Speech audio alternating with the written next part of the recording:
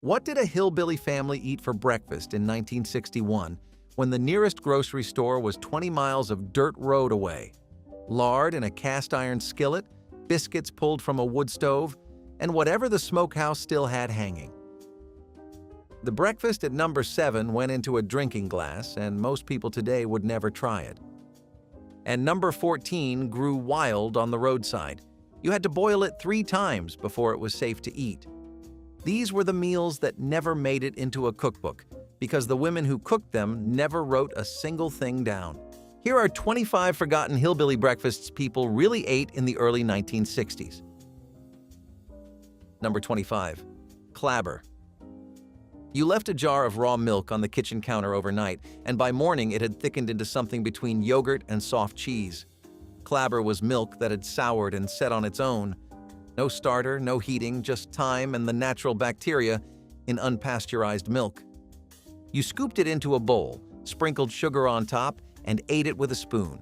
Some families crumbled cornbread into it. Others drizzled sorghum over the surface and stirred it in. Across the hollers of eastern Kentucky and the ridge country of West Virginia, clabber was breakfast before anyone had heard the word yogurt. The taste was sharp and tangy, thick enough to coat the back of a spoon, and it came from nothing more than a cow and a warm kitchen. When store-bought pasteurized milk replaced raw milk in those communities, clabber disappeared almost overnight because pasteurized milk does not clabber. It just spoils. Number 24. Persimmon pudding. Wild persimmon trees grew along fence lines and at the edges of pastures all through the Appalachian South, and after the first hard frost turned the fruit soft and sweet, families gathered them by the bucketful. You mashed the pulp through a colander to catch the seeds, mixed it with cornmeal, eggs, buttermilk, and a little sugar, and baked it in a cast iron skillet until the top set firm and the center stayed dense and custardy. A cold slice of persimmon pudding with a glass of milk was breakfast the morning after baking day, and nobody heated it up. The flavor sat somewhere between pumpkin pie and brown sugar, with a faint astringent edge that no other fruit in those hills could match. Before I go any further, for the folks who want more old recipes like these all gathered in one place, I put together the Vintage Recipe Guide. You can find it on my website, vintagelifestyleusa.com. I will not mention it again. If you want it, it is there. Now, back to the list. Number 23. Streak-a lean and eggs. Streak-a lean was salt pork with a thin ribbon of meat running through the fat. You sliced it thin, fried it slow in a dry skillet until the fat rendered out and the edges went crisp, and then you cracked 2 or 3 eggs right into the grease. The eggs came out with lacy brown edges and the yolks ran into the pork fat like gravy. Coal miners in Harlan County and McDowell County ate this before 10-hour shifts underground. You could buy a slab of streak-a lean at any country store for almost nothing, and one slab lasted a family the better part of a week. Number 22. Molasses on a hot biscuit. You split a biscuit open while it was still steaming, dropped a pat of butter inside, and poured blackstrap molasses over the whole thing until it pooled on the plate. In a lot of hill country homes, that was the only breakfast the children got before school. Blackstrap molasses was the cheapest sweetener in the rural South, darker and more bitter than the table grade, and it showed up in almost every cabin pantry from the Ozarks to the Blue Ridge. It turned out to be rich in iron and calcium, but the families who ate it every morning did not care about the nutrition. They cared that it filled the belly and cost almost nothing. Number 21. Cracklin' bread. When a family butchered a hog, they rendered the fat into lard and saved the crispy bits of skin and meat left behind. Those were cracklins. You folded them into cornbread batter and baked the whole thing in a cast iron skillet greased with more lard. The bread came out dense and rich with little pockets of salt and crunch all through it. A wedge of cracklin' bread with a cup of black coffee was a full breakfast in the mountains of Tennessee and North Carolina. Nothing went to waste on a hillbilly homestead, and cracklins were proof of that. The same hog that gave you bacon and ham and sausage gave you the fat to cook with and the scraps to bake into your bread. Every part of that animal earned its keep. These breakfasts came from a world where the only refrigerator was a root cellar dug into a hillside. A woman in Appalachia in 1961 did not open a cookbook or look at a recipe card. She opened the smokehouse door, checked what was left in the canning jars on the shelf, and figured out what she could make from that. Breakfast was whatever you had, and what you had, you made count. The rest of the country was eating boxed cereal and frozen orange juice concentrate, watching commercials for foods that came in bright packaging. In the hollers, the packaging was a flour sack, and the commercial was the smell of wood smoke at 5 in the morning. Number 20. Sweet potatoes roasted in wood stove ashes. You buried a sweet potato in the hot ash bed beneath the firebox the night before, and by morning, it had cooked all the way through in its own skin. You pulled it out with a rag, brushed off the ash, split it open, and the inside was dark orange and soft enough to eat with a spoon. No butter needed, though most people added it anyway. Sweet potatoes grew well in the sandy clay soil of the Appalachian foothills, and a root cellar full of them could carry a family from October clear into March. Roasting them in the ashes cost nothing at all because the fire was already burning to heat the house. Number 19. Country ham and red-eye gravy. Country ham was salt-cured for months in a smokehouse, sometimes for a full year, until the meat turned dark red and the flavor concentrated into something sharp and intense. You sliced it thin and fried it in a dry skillet, and the salt hit the heat and the kitchen filled with a smell that could wake up every person in the house. The real magic was what happened after the ham came out of the pan. You poured black coffee straight into the hot skillet with the ham drippings, and it sizzled and bubbled and turned into a thin, dark gravy that looked like muddy water but tasted like nothing else in American cooking. That was red-eye gravy. The name supposedly came from Andrew Jackson telling his cook to bring him gravy as red as his eyes after a long night. Whether that story is true or just Appalachian folklore, the gravy itself was as real as the cast iron it was made in. You spooned it over biscuits or grits or right back over the ham itself, and the bitterness of the coffee cut through the salt of the meat in a way that no cream gravy ever could. Country ham cost more than salt pork or streak a lean, but a single cured ham could last a family deep into winter because you only sliced off what you needed each morning. The rest hung in the smokehouse, getting drier and more concentrated. In the mountains of Virginia and the hollers of eastern Kentucky and Tennessee, red-eye gravy was as standard at breakfast as the sun coming up. Some cooks added a pinch of sugar to the coffee before pouring it in. Others let the drippings brown a little longer before deglazing. The differences were small and the arguments about them were not. But every version started the same way: ham in a hot skillet, coffee in the drippings, and biscuits waiting on the plate. Number 18. Corn pone. Cornmeal, water, a pinch of salt, and a spoonful of lard. No eggs, no milk, no baking powder. You shaped corn pone by hand into flat oval cakes and laid them in a greased skillet or directly on a hot stone near the fire. The outside went crunchy, and the inside stayed dense and slightly gritty. In the poorest parts of Appalachia, corn pone was breakfast, lunch, and supper. You ate it with whatever you had: a smear of butter if the cow was giving milk, a spoonful of beans if there were leftovers from the night before, or plain with nothing but a cup of coffee to wash it down. The recipe has not changed in 200 years because there was nothing to change. Number 17. Egg in a basket. A slice of day-old bread, a hole torn in the center with your fingers or cut out with the rim of a drinking glass. And then the whole thing went into a buttered skillet. You cracked an egg right into the hole and fried everything together until the bread was toasted and the egg set. Children in the hills loved this one because it looked like something special, even though it cost almost nothing. Some families called it a bird's nest. Others called it a one-eyed jack. The name changed every 20 miles, but the recipe stayed the same. A mother could feed 4 children in 5 minutes with 2 slices of bread and 2 eggs, which on some mornings was everything she had left. Number 16. Fried rabbit. A boy in the hills could set a box trap behind the garden fence and have a rabbit by morning.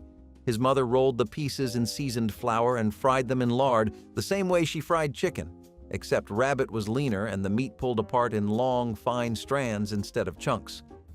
Fried rabbit for breakfast was common in the Ozarks and across the mountain counties of West Virginia and Kentucky, where wild game put food on the table when the smokehouse was running low. You served it alongside biscuits and gravy, and the drippings from the rabbit went straight into the gravy pan. Nothing in that kitchen had only one job. The grease cooked the meat, flavored the gravy, and seasoned the skillet for tomorrow. Nobody in the hollers called this cooking poor. They did not have a word for it because they did not know it needed one. Poverty was what the government called it when somebody from the flatlands came up the creek road with a clipboard and a camera. To the people living there, breakfast was just breakfast. You woke up, you built a fire, you cooked what was in the house. The United States Department of Agriculture started sending surplus food into Appalachia in the early 1960s, and some families took it and some did not. The ones who refused had their reasons. A woman who could kill a chicken at dawn, dress it, and fry it before the school bus came did not need a government man explaining what to eat for breakfast. Number 15, tomato gravy. When the garden came in heavy with tomatoes in late summer, Hill women canned enough to last the whole year. Come winter, they opened a jar of those canned tomatoes, broke them apart in a hot skillet with bacon drippings, stirred in a little flour, and cooked the whole thing into a thick, tangy gravy that went straight over biscuits. Tomato gravy had a color like nothing else on the breakfast table, somewhere between red and orange, and it tasted sharp and warm and savory all at once. You found it in cabins from the Virginia mountains down through the Carolinas and across into eastern Tennessee. For a family that put up hundreds of jars every August, tomatoes were as good as money sitting in the pantry. Number 14, poke salad and eggs. Poke grew wild along fence rows and at the edges of cleared fields, and in the early spring it pushed up through the ground with thick red-purple stems and broad green leaves. The young shoots were the ones you wanted. You picked them before the plant grew tall because the older leaves carried enough toxin to make a person seriously ill. You boiled the leaves, drained the water, boiled them again, drained that water too, and sometimes boiled them a third time before they were safe to eat. After all that, you chopped the greens and fried them in bacon grease with scrambled eggs, and the result was a rich, earthy breakfast that tasted like the woods it came from. Poke salad was one of the first green things available in the spring, and for families coming off a long winter of dried beans and canned goods, it was the first fresh bite they had tasted in months. Grandmothers in Appalachia knew exactly when the poke was ready to pick. Too early, and there was not enough leaf to bother with. Too late, and the plant turned dangerous. That narrow window was knowledge passed from mother to daughter, and no book could teach it. The word salad came from the Old English word for a cooked green dish, and Hill people held onto the pronunciation long after the rest of the country forgot it existed. Some families made a whole morning of it, going out with a sack at dawn and coming back with enough poke for the whole week. By the time the plant flowered and the berries turned dark purple, the season was over and nobody touched it again until the following April. Today, most people would walk past a poke plant and never know it was edible. But in 1961, knowing how to cook it meant you had a free breakfast growing in the ditch beside your house. Number 13, hoe cakes. The name came from the field tool. Early settlers cooked cornmeal batter on the flat blade of a garden hoe held over an open flame, and the name stuck even after the cooking moved indoors. By the 1960s, a hoe cake was a thin cornmeal pancake fried in lard or bacon grease in a cast iron skillet. You mixed cornmeal with water or buttermilk and a pinch of salt, poured a thin round into the hot grease, and let it cook until the edges curled and the bottom turned brown and crisp. You ate them hot, stacked 2 or 3 high with butter melting between the layers. Hoe cakes were faster than biscuits because there was no rising time and no oven involved. A skillet and 5 minutes, and breakfast was on the table. Number 12, sorghum syrup on cornbread. Sorghum was the sweetener of the hills. Families grew the tall cane in their own fields, stripped the leaves in the fall, and pressed the stalks through a horse-drawn mill to squeeze out the juice, which they boiled down into a thick amber syrup. A jar of homemade sorghum syrup sat on most Appalachian breakfast tables the way maple syrup sat on tables in Vermont.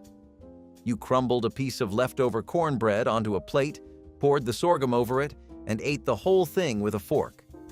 Some families stirred a pat of butter into the sorghum first until it turned into a golden paste. Either way, the taste was dark and almost smoky, completely different from anything that came in a bottle at the store. Number 11. Shucky beans with fatback. In late summer, women strung green beans on thread with a sewing needle and hung them from the porch rafters to dry in the open air. By winter, those beans had shriveled into hard, leathery pods that rattled when you shook the string, and the old name for them was leather britches. You soaked a handful overnight, then simmered them for hours with a chunk of fatback until they softened into something rich and smoky that tasted nothing like a fresh green bean. The drying concentrated the flavor into something deeper, almost meaty. A bowl of shucky beans over leftover biscuits was a winter morning meal across the hills of North Carolina and Virginia, and the strings of drying beans hanging from every porch were as common a sight as laundry on the line. Number 10. Buckwheat pancakes. Buckwheat grew where wheat would not, in the thin, rocky soil above 3,000 feet where the summers were short and the winters came early. Families in the highest parts of the Appalachian Range, from the Alleghenies of West Virginia down through the Blue Ridge of North Carolina, planted buckwheat because it was one of the few grain crops that could survive up there. The flour it produced was dark, almost purple-gray, and the pancakes made from it were nothing like the pale, fluffy stacks that came from white flour. A buckwheat pancake was dense, earthy, and slightly bitter, with a nutty flavor underneath that no other grain could give you. You mixed the batter the night before and let it sit near the stove where the warmth kept it working. By morning it had risen and bubbled and turned slightly sour, and the first cakes hit the greased griddle before anyone in the house had fully woken up. The smell filled the kitchen in a way that wheat pancakes never did. You stacked them 3 or 4 high on a plate, poured sorghum syrup over the top, and cut through the whole pile with the edge of a fork. The syrup ran into the layers and pooled on the plate, and you dragged the last bite through it. When families moved down from the high elevations to take wage jobs in the valley towns, buckwheat pancakes were one of the first things to disappear from the morning table because the stores in town did not carry buckwheat flour, and there was no field to plant it in anymore. Some older women kept a bag of buckwheat in the pantry for years after the move, mixing a batch on Saturday mornings when the family was together and the kitchen felt enough like the old one to make the effort worthwhile. The taste brought the mountain back down to them. Number 9. Muscadine jelly on a hot biscuit. Muscadine grapes grew wild on thick woody vines that climbed through the trees along creek banks and at the edges of clearings. The fruit was round, tough-skinned, and musky sweet, and in late summer, women picked them by the pailful and boiled them down with sugar into a dark, fragrant jelly that set up firm in the jar. A split biscuit with muscadine jelly was a standard hill breakfast from August through the following spring, and a good vine could produce enough fruit for dozens of jars. The jelly had a flavor that no store-bought grape jelly could approach, wilder and sharper, with a perfume that filled the whole room the moment you opened the lid. The early 1960s were a strange time in the mountains.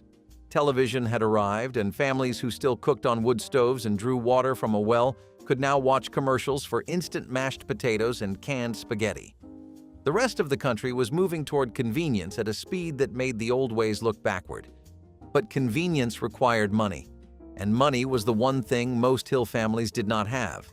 So the breakfasts kept coming out of cast iron, out of the smokehouse, out of the garden and the woods. Not because these families rejected the modern world, but because the modern world had not quite reached them yet. And by the time it did, the breakfasts that came before it were already slipping away. Number 8. Fried venison from the morning hunt. In the early 1960s, a deer hanging in the barn was not a trophy. It was the reason the family had meat through the winter. You sliced a piece of backstrap or shoulder, pounded it flat, dredged it in flour, and fried it in lard until the crust turned dark and crunchy. Venison for breakfast showed up on tables across the Appalachian highlands wherever families still hunted to eat rather than for sport. The meat was leaner than beef and tougher if you cooked it wrong, But fried fast in a hot skillet, it was tender and clean tasting, with a faint wildness underneath that reminded you exactly where it came from. You ate it next to eggs and biscuits and used the pan drippings for gravy. Number 7. Cornmeal gravy. The poorest families in the hills did not always have flour on hand, so they made gravy with what they did have. You spooned cornmeal into the hot drippings left from frying salt pork or sausage, stirred it until it browned, then added water or milk and kept stirring until the gravy thickened. It came out grainier than sawmill gravy and a shade darker, with a roasted corn flavor running through the meat drippings. Cornmeal gravy over biscuits or cold cornbread was the breakfast that sat below even the poorest of the poor man meals, the one you made when the flour bin was empty and payday had not come yet. Nobody bragged about eating it, but it kept the hunger down until noon. Number 6. Pawpaw fruit. The pawpaw tree grew in the understory of Appalachian hardwood forests, in damp, shady ground near creeks, and in early fall the fruit dropped to the ground ripe and heavy. You picked one up, split the soft skin with your thumb, and scooped the custard-colored flesh straight into your mouth, spitting the large brown seeds aside. The flavor was tropical, somewhere between banana and mango, and it made no sense that a fruit like that grew in the cold mountain woods, but it did. Children ate pawpaws on the walk to school and brought them home in their pockets. A bowl of pawpaw pulp with a piece of cornbread was breakfast during the few weeks the fruit was in season, and it could not be stored or shipped, so nobody outside the hills ever tasted it. A woman in these hills did not cook from inspiration. She cooked from inventory.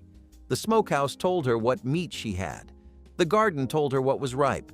The canning shelf told her what she put up last August, and the hen house told her whether there would be eggs. Breakfast was an answer to a question that changed every morning, and the question was always the same. What do we have? The women who answered it best never thought of themselves as cooks. They were just mothers getting a meal on the table before the sun came up, and they did it so well that their grandchildren are still trying to remember exactly how. Number 5. Blackstrap molasses stirred into milk. Pour cold milk into a glass, stir in a heavy spoonful of blackstrap molasses, and drink it down. The molasses turned the milk a murky brown and gave it a bitter, almost burnt sweetness that was nothing like chocolate milk, but filled the same need on a morning when there was nothing else on the table. In the hills, this was what children drank at breakfast when there was no coffee and no juice and no money for either one. Blackstrap molasses cost pennies, and milk came from the cow in the yard, so the whole drink was free. The iron in the molasses and the calcium in the milk kept families going through lean months when fresh meat rarely appeared. Nobody in those hollers knew they were drinking a health tonic. They just knew it filled them up. Number 4. Cold fried chicken. Sunday supper meant fried chicken, and Monday morning meant whatever pieces were left over. You ate them cold, straight from the plate where they sat covered with a dish towel on the kitchen counter overnight. The coating had gone soft in places and stayed crunchy in others, and the meat was room temperature and tender and tasted even better than it had the night before.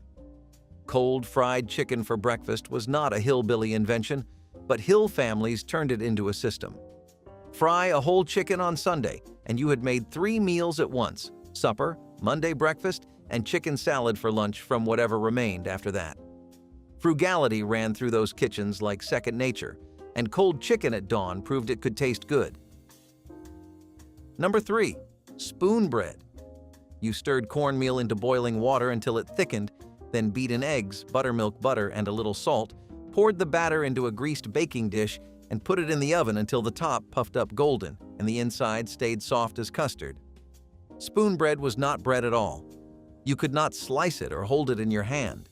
You served it with a spoon straight from the dish, and it came to the table trembling like a souffle. In the southern Appalachian foothills, spoon bread was the Sunday morning version of cornbread, the one you made when there were eggs and buttermilk to spare and enough time to let the oven do its work. A warm scoop of spoon bread with butter melting into the center needed nothing else beside it. Number 2. Ramps and scrambled eggs. Ramps are wild leeks that grow in dense patches across the Appalachian forest floor, and they come up in early spring with an onion garlic smell so strong you can find them before you can see them. Hill families picked them by the sackful in April and May, and one of the simplest ways to eat them was chopped fine and scrambled into eggs in a hot skillet with a little butter. The ramp flavor was aggressive, stronger than any onion or garlic from a store, and it stayed on your breath and in your clothes for days afterward. In parts of West Virginia and North Carolina, whole communities held ramp festivals every spring, and the smell hung over the town like weather. Scrambled eggs with ramps were the first truly fresh meal of the year after months of canned and dried and salt-cured food, and people waited for them the way the rest of the country waited for strawberry season. Number 1, a plain biscuit. Flour, lard, buttermilk, a pinch of salt, and 2 hands that knew what they were doing. That was the foundation of every hillbilly breakfast on this entire list. You cut the lard into the flour with your fingers until it felt like wet sand, poured in just enough buttermilk to hold the dough together, patted it out on a floured board, cut the rounds with a tin can, and baked them in a wood stove oven that had no temperature dial. You just knew when the heat was right. A good biscuit rose tall and split in the middle, fluffy inside and golden on top, and it tied every other breakfast on this entire countdown together. Sawmill gravy went on a biscuit. Red-eye gravy went on a biscuit. Molasses, butter, fried eggs, sausage, country ham. All of it came back to the biscuit underneath. The woman who made them never measured a single thing. She had been making the same biscuits since she was 12 years old, standing on the same floor, reaching into the same bowl, and they came out right every single time. She could not have told you why, and she never needed to. Ever wondered why Maxwell House Instant Coffee, launched way back in 1892, became synonymous with American mornings? Founded in 1892, its memorable slogan, "Good to the last drop," helped carve its niche in American coffee culture. The brand leveraged traditional, comforting imagery in its marketing, enhancing its appeal as a reliable household staple. Despite the rise of fresher, artisanal coffee options, Maxwell House expanded its line to include premium varieties, adapting to broader tastes. This strategy aimed to maintain relevance amid changing consumer preferences, focusing on providing quality and convenience. Maxwell House's efforts to update its product offerings were crucial in addressing the evolving demands of the coffee-drinking public. Hot water fried cornmeal cakes are an old-school Southern staple that don't really get even half the love and attention they should these days. I just want you to visualize a crispy, golden brown cornmeal cake with the most incandescent exterior you've ever seen, and then a tender, soft center that just leaves you wanting more and more. But it's natural, and even good, to get curious. And when you hear hot water fried anything, your first instinct is to immediately go like, wait, what? And I really wouldn't blame you. The practice of making cornmeal cakes this way is something that actually goes back several centuries, right back to the enslaved African Americans in the South who were making the first versions of these. Without access to proper feed, not even leavening, they found a way to make do with just cornmeal and water, and these were also known by a much more popular name, hoe cakes. Now, in the end, they started to fall out of everyone's go-to cooking preferences, but I think cornmeal cakes have one more comeback in them, despite it all. Ham and red-eye gravy is something that's considered a Southern classic. It has a really bold, salty personality, and it's a very no-nonsense flavor profile as well. This is a dish that takes country ham, which is typically dry-cured and goes the pan-frying route. The idea is to fry it until you see those dark brown edges crisping up in the pan. After that, you get an incredible flavor explosion in the form of concentrated pork drippings, and these then take a further unexpected turn. You start to pour in strong black coffee. Now I know you're about to fast forward 10 seconds, but hear me out, okay? The result isn't creamy or thick like you would expect. The coffee ends up deglazing the pan, and it creates this super thin reddish-brown gravy that has an unmistakable sheen to it. The result is a punchy, smoky, and bitter-tasting gravy, but not overwhelmingly bitter, and the coffee cuts through a lot of the richness of the ham fat. This is something you would see so commonly among rail workers in Tennessee and Alabama. especially if it was in the afternoon hours. The caffeine really helped with the job. Introduced in 1963, Sunny Delight positioned itself as a healthier alternative to sodas by offering a vitamin-enriched, citrus-flavored beverage that quickly captured the market's attention.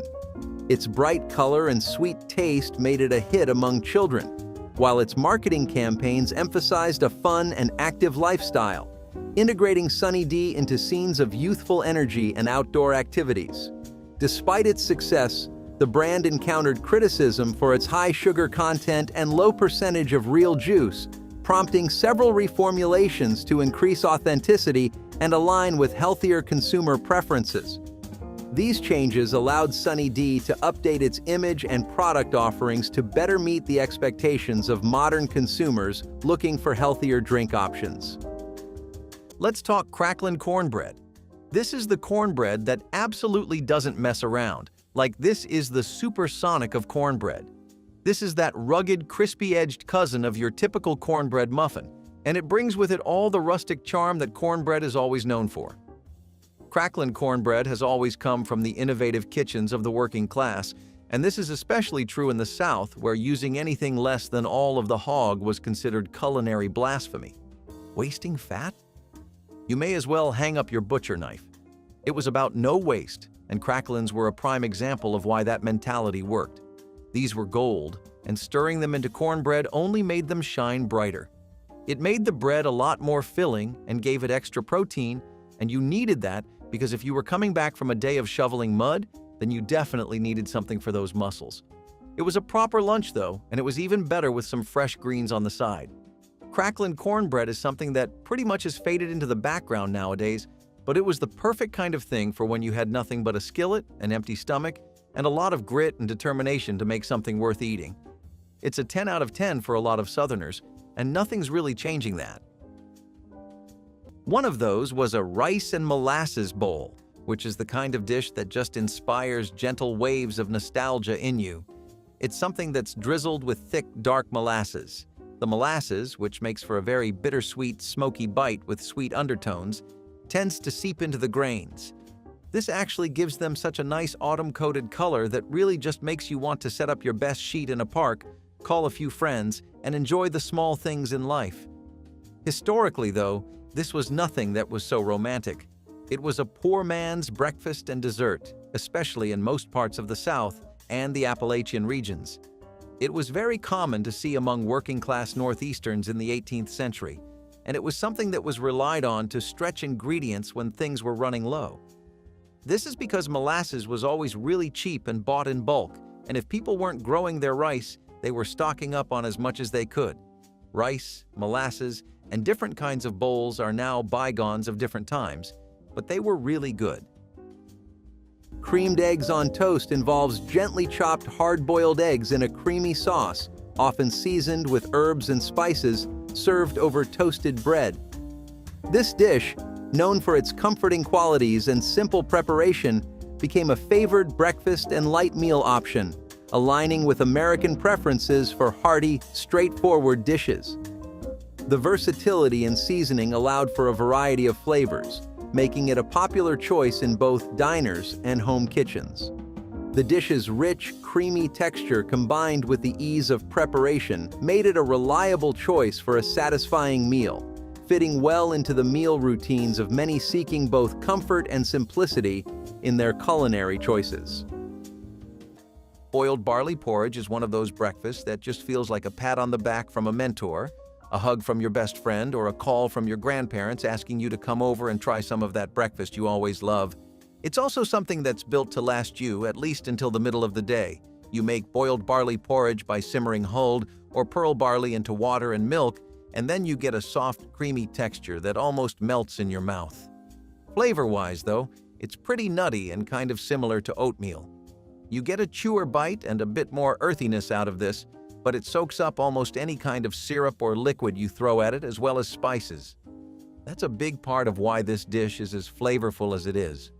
We're talking about some serious ancient history when we discuss its origins, though, like this is the kind of thing that goes way further back, to the times of the Romans and medieval peasants.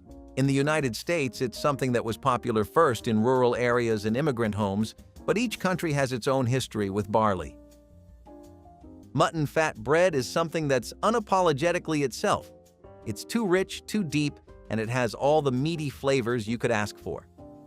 The essence of rendered sheep fat is unmistakable here. It's something that goes perfectly well with day-old bread, slightly dry, a bit hard, and coarse. You know, the entire 9 yards. This is as rustic of a dish as it gets. It absorbs the hot fat in this dish and it crisps on the outside while getting extremely soft on the inside. This dish is something that you would see really commonly whenever you would pass by factory towns or farms, especially among rural laborers, such as people in the 19th and 20th centuries. They were sheep farming regions like the Appalachia, Wales, or the Highlands, and mutton fat was an extremely common ingredient in these areas.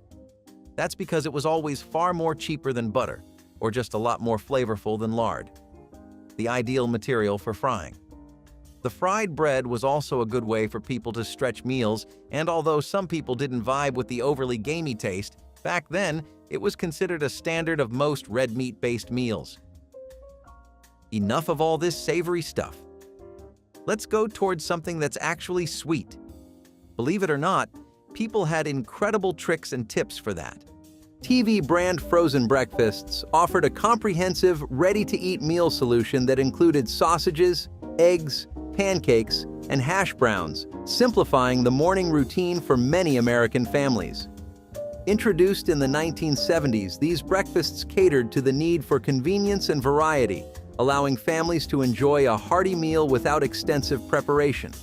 The marketing of these products highlighted their quick and easy preparation, appealing particularly to those with hectic morning schedules. The assortment within each package made these breakfasts highly appealing, as they catered to various preferences within a family, all from a single, easy-to-prepare kit. This product line was well received for providing a diverse and satisfying breakfast experience that could be enjoyed by everyone at the table. Milk toast is also pretty much exactly what you think it is. Back in the old days, it was so much more common for people to take an intentionally frugal approach to how they spent their food, and especially the kind of hacks, snacks, and dishes they would come up with. All of these ideas were centered around being able to make the most using the least amount of time, energy, and ingredients possible. Milk toast is one of the best examples of that, because imagine if you tried to make the most out of some milk or some bread before it was about to hit those pearly gates and become fully expired. Yeah?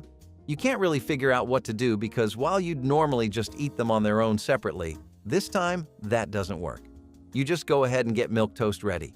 The best part is that it works in 3 different ways. You get a nice healthy meal that's a pretty good breakfast or an interlude meal before your next big meal. You get to save money because you're not letting anything go to waste, nor are you buying something new because these ingredients are probably on their last legs, and you get a pretty lovely dessert out of it too. What's not to like, really? It's kind of insane how convenient milk toast can really be.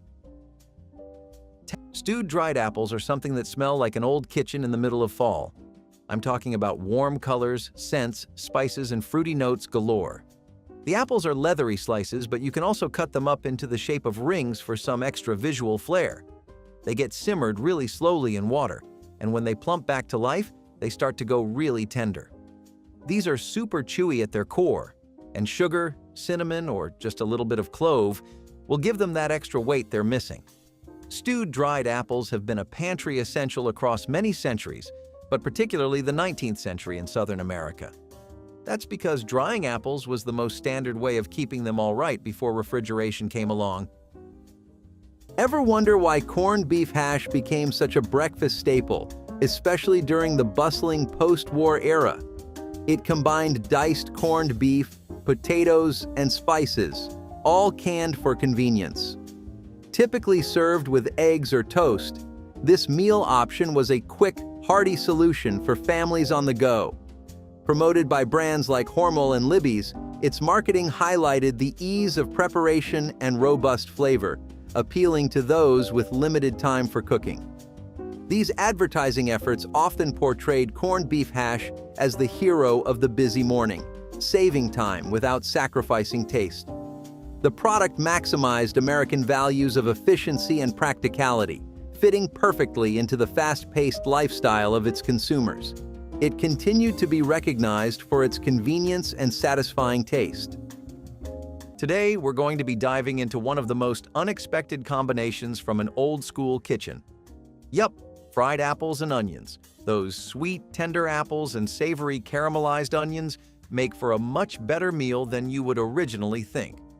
As they sizzle together in a skillet covered with buttery richness, the dish becomes the peak of comfort food when times are hard and you don't have much in the pantry. This dish is actually something that goes back all the way to the 19th century, specifically in the Appalachian and southern regions, where it was very common in kitchens to make the most of whatever was available. Apples were something that was plentiful and onions were dirt cheap, so the combination made all the sense in the world when you looked at it from your wallet's point of view. Beef kidney stew is a rich, earthy dish that has a lot to bring to the table. Bold, distinctly old-fashioned flavors and more protein than your muscles probably know what to do with. It gives a really deep umami base. It has a little bit of a mineral flavor, slightly metallic. You know, that's par for the course when you're dealing with actual meat. But you throw this into a skillet with some slow-cooked onions, garlic, red wine, and bay leaves, and you'll end up with this incredibly exotic-looking stew. Dark, glossy, and full of flavor, it's something that has a velvety texture also, thanks to being thickened by flour. The chunks of soft, tender carrot and potato in there also give it an incredible contrast that the dish really needs. Now, historically, this has always been a staple of the working class, especially when you go into the 19th and 20th centuries. Today, beef kidney stew is something that's not really relevant outside of the usual TikTok bringing back age-old recipes. Eggs in a nest, also known as eggs in a frame, brought a playful twist to traditional breakfast eggs by frying them inside a hole cut from a slice of bread. This simple yet delightful dish allowed for creativity and personalization during preparation, making breakfast an engaging meal. It was particularly popular for its ease of preparation and the joy it brought to the breakfast table, allowing for variations such as different bread types or added toppings like cheese or herbs. The interactive cooking process, cutting the bread and watching the egg cook perfectly in the middle, was a key appeal, making it a favorite among families. This dish stood out for its simplicity and the fun it added to cooking, making it a go-to choice for a quick and enjoyable breakfast.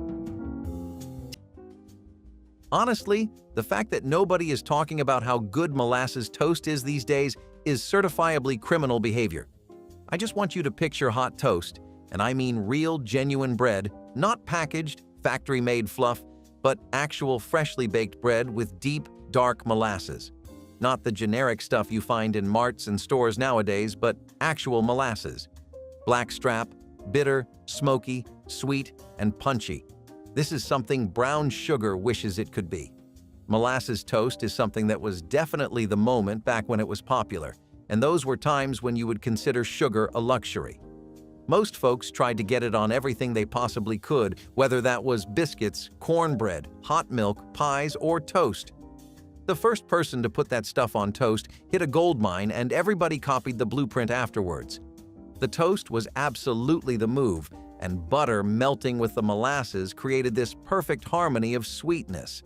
The bread was the perfect stage for that, and if you had it today, you'd feel like you're going back through time to a farmhouse kitchen in the 40s. You can eat this toast as it is or mix it up with some honey and nuts if you really feel like bringing out your inner chef. Some people also double down on the sugar rush by adding cinnamon and vanilla extract. Bacon fat griddle cakes are something that are pretty much just pure, smoky nostalgia. They're the right kind of greasy. They're visually stunning, and they're full of so much flavor that you'll wonder why people stopped making these in the first place. The best part? They're so good to make on a budget. All that's required for this recipe is some flour, milk, eggs, and just a tad bit of cornmeal, sugar, and maybe molasses if you're really feeling like a dessert king. You're going to have got really old school with the griddle. You take leftover bacon grease instead of any butter or oil, and once your cake's shape is completely done, You just slap them on the griddle. What you get for all your hard, strenuous work is a very crispy-edged, savory and sweet pancake that has a lot of smokiness to it. Each bite feels like a crunch, but the exterior is what's really worth talking about. Obviously, you'd expect something like this to have a fluffy inside, but the exterior is just the perfect start to a delicious bite. Curious how Jiffy Pop pancakes made morning meals a breeze with their "just add water" mix during the hectic 70s. This convenience resonated deeply with the 1970s households, streamlining the morning routine remarkably.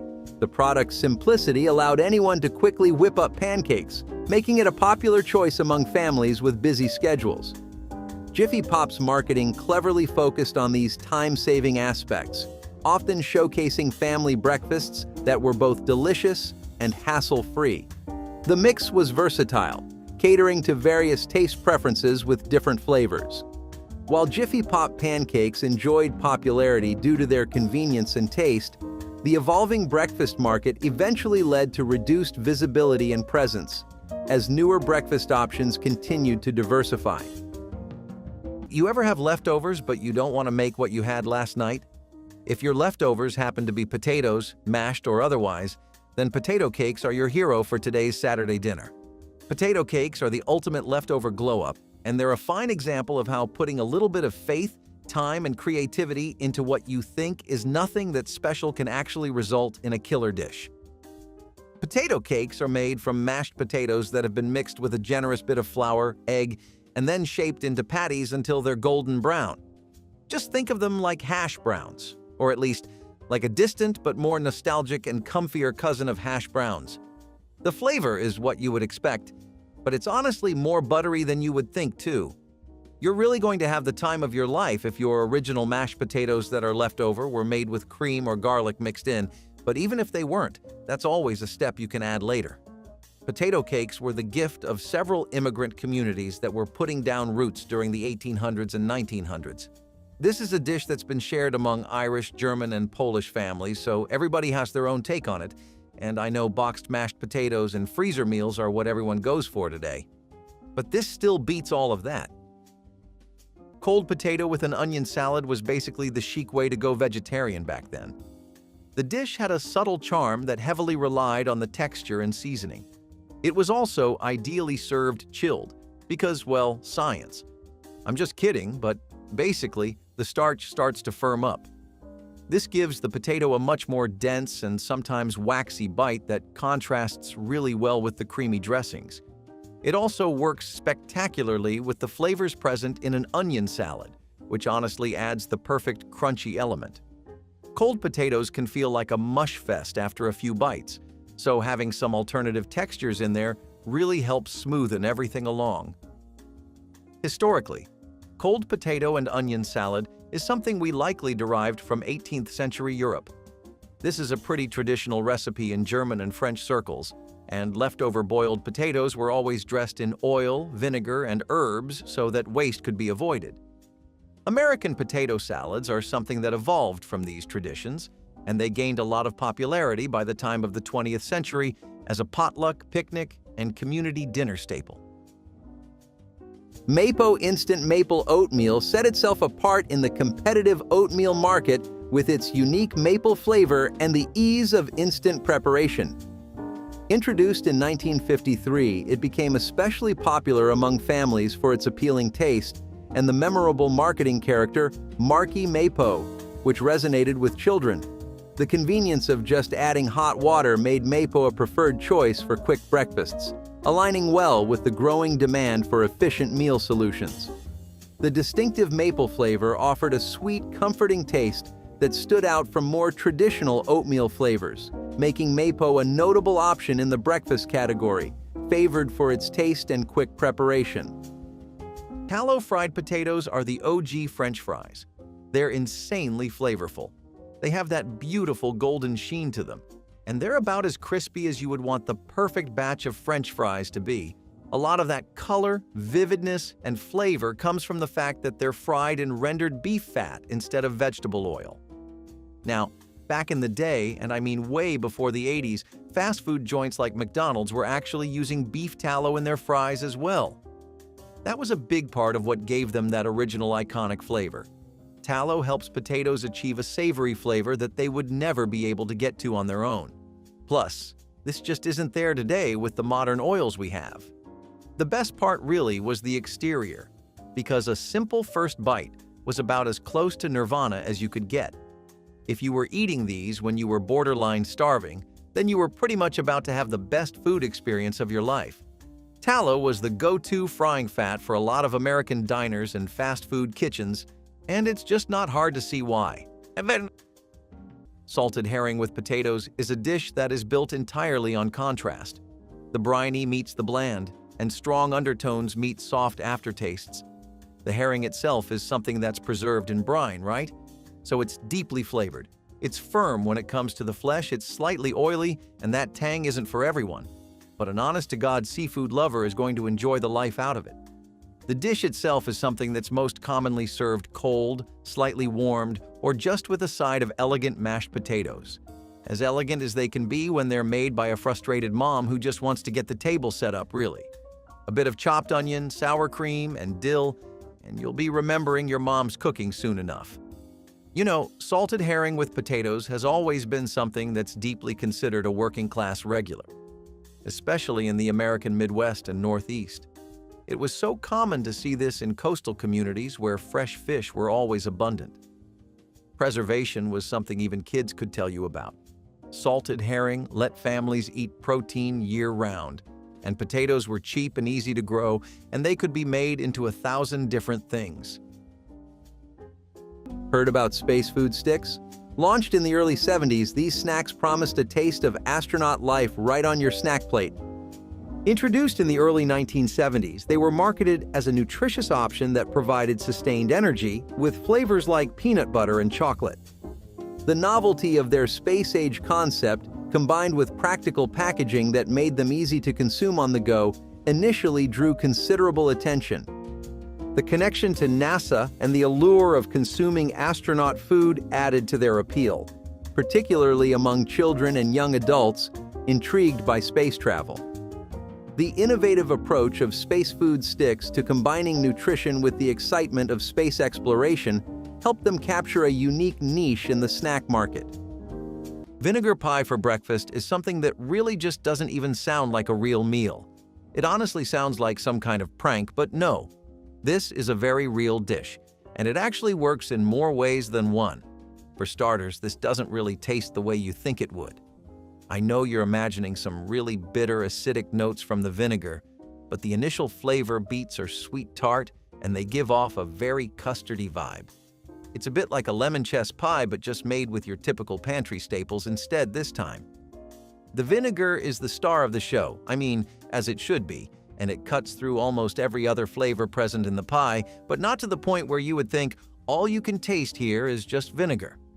It's rich. It has this tangy brightness that actually is very stimulating for your taste buds, and if you pair it up with some hot coffee, then it works as well as Bruno Mars does with Anderson .Paak. Vinegar pie is something that strangely, despite being a pretty innovative and flavorful hit, is something that would be called a desperation pie because it's something that was made mostly by the women of the South and the Midwest living in rural populations. Souse is a dish that actually shows you just how much resourcefulness the working class had back then. The nose-to-tail mentality of people was really something that persisted throughout several centuries before coming to a close leading up to the 2000s. This is a dish that was incredibly averse to being typical. It was one of those things that was different not because it wanted to be, or because it was trying to be, but because it just really had to be. The cooked meat was something that was chopped, mixed with different kinds of vinegar and spices, and suspended in a natural gelatin as it cooled down. Served cold, thick, and in delicate little slices, it had a punch that really helped to balance out the flavors of the pork, with a texture that will keep you stimulated throughout the whole meal. This is a dish that shows you all the different flavors the American South really has to offer. Remember Quisp cereal?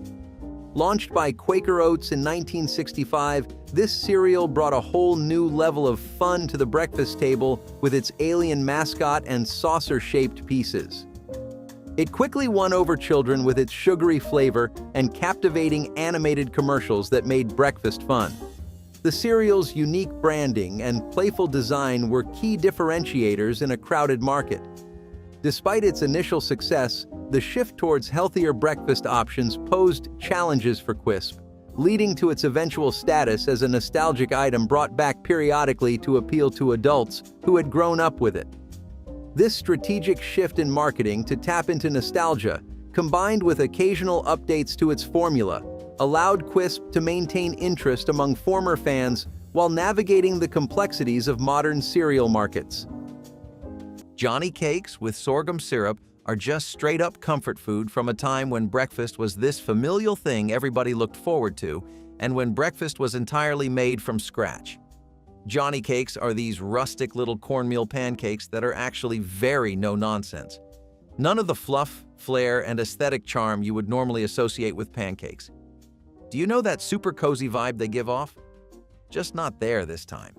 Johnny cakes are coarse, they're not the eBay when it comes to presentation, and they actually have this very deep, toasty corn flavor that pairs almost a little too well with the smokiness and richness of sorghum syrup.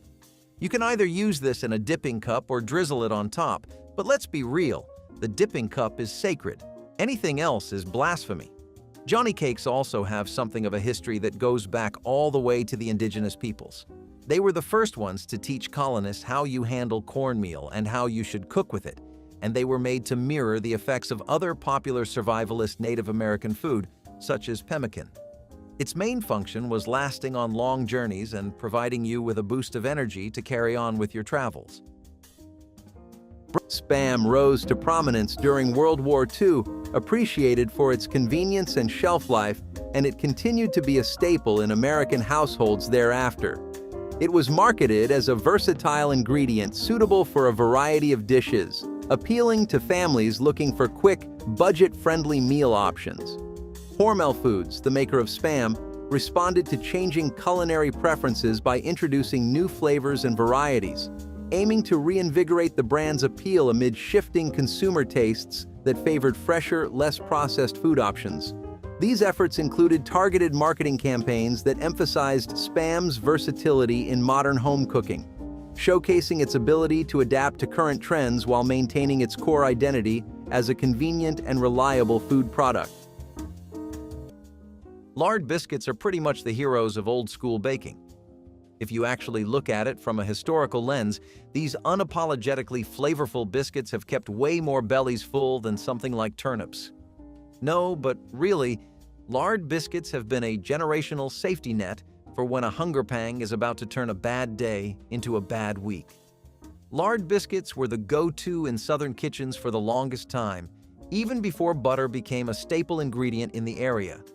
Folks would keep tins of drippings on the stove, but most of the lard was preserved, not because people had to ration it or because they were running awfully short, but because they just liked it that much. Lard biscuits are something you don't see around anymore, but during several of the past few centuries, as well as notable periods like the Great Depression and the World Wars, lard biscuits were man's best friends. Post-fortified oat flakes were marketed as a health-oriented breakfast option, enriched with vitamins and minerals to appeal to health-conscious consumers. Introduced by Post cereals, they were promoted for their benefits like improved heart health and additional fiber, aligning with the increasing health trends of the mid-20th century. The oat flakes stood out for their nutritional value and were marketed through various campaigns emphasizing their health benefits. These flakes were known for their hearty texture, which provided a fulfilling start to the day, making them a favored choice for those looking to maintain a healthy diet.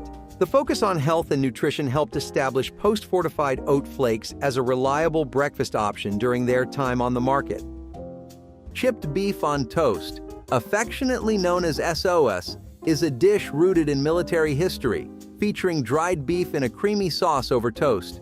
Simple and cost-effective, it became a staple in U.S. military mess halls for its quick assembly and satisfying nature.